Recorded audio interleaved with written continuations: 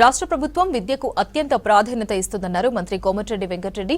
చదువులతోనే కుటుంబాల అభివృద్ధి సాధ్యమన్నారు. ప్రతి ఒక్కరూ తమ పిల్లలను తప్పనిసరిగా చదివించాలని సూచించారు. నల్గొండ జిల్లా కనగల్ మండల కేంద్రంలో 6 కోట్ల వ్యయంతో నిర్మించనున్న ప్రభుత్వ జూనియర్ కాలేజ్ భవన నిర్మాణానికి భూమి పూజ చేశారు మంత్రి. తర్వాత కళ్యాణ లక్ష్మి పథకం కింద లబ్ధిదారులకు చెక్కులు పంపిణీ చేశారు. 6 కోట్లతోని మోడల్ జూనియర్ కాలేజ్ మీరు చూసిన మోడల్ డిజైన్ ఫస్ట్ ఇయర్ అయిపోయింది. టెంపరీ బిల్డింగ్ నడిపిస్తున్నాం. కనగల్లు తిప్పర్తి మండల హెడ్ క్వార్టర్లో 12 కోట్ల రూపాయలతో 6 కోట్ల రూపాయల లెక్క ఈరోజు విద్యకు అండగా ఉండాలి. 10th క్లాస్ తర్వాత చాలా డ్రాప్ అవుట్స్ అవుతున్నారని చెప్పి ఈ 2 మండలాల్లో జూనియర్ కాలేజ్ శాంక్షన్ చేసినందుకు ఎడ్యుకేషన్ మినిస్టర్గా గౌరవ ముఖ్యమంత్రి గారికి కృతజ్ఞత తెలియజేసుకుంటూ పర్మనెంట్ బిల్డింగ్ కోసం కూడా ఈ రోజుకెళ్ళి పనులు మొదలై 3 నెలలనే పూర్తి చేయాలని చెప్పడం జరిగింది. మళ్ళా జూన్ నుంచి మహాత్మా గాంధీ యూనివర్సిటీ ఆ రోజుల్లో నేను రాజశేఖర రెడ్డి ముఖ్యమంత్రి ఉన్నప్పుడు 250 ఎకరాలతోని ఒక నార్కట్పల్లి నల్గొండ మధ్యలో ఒక కాకతీయ ఉస్మానియా తర్వాత బెస్ట్ యూనివర్సిటీ అది.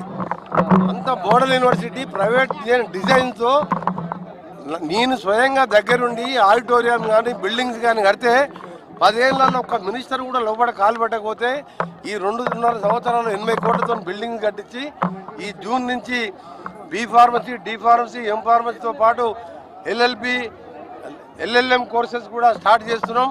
దాంతోపాటు ఇవాళ స్కూల్స్ని అంగన్వాడీని చేయడం మీ అందరికి కూడా జిల్లా ప్రజలకు తెలంగాణ ప్రజలకు శుభవార్త. మొన్న క్యాబినెట్లో మేము తీసుకున్న నిర్ణయం ఏ రాష్ట్రంలో లేదు దేశంలో.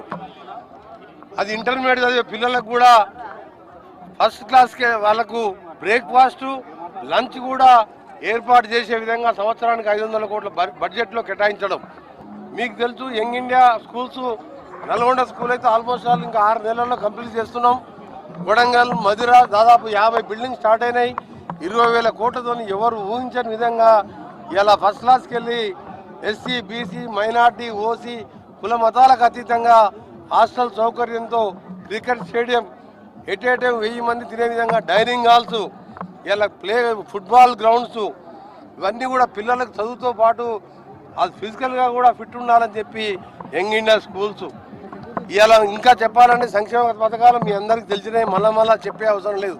10 ఏళ్ళు రేషన్ కార్డు ఇవ్వకపోతే ఇవాళ 3 కోట్ల 15 లక్షల మందికి 17 లక్షల రేషన్ కార్డులు ఇచ్చి పాత రేషన్ కార్డు ఉన్న వాళ్ళకు కూడా సన్న బియ్యం ఇచ్చిన చరిత్ర భారతదేశంలో 50 రూపాయల కిలో బియ్యం ఎక్కడ ఇయ్యరు.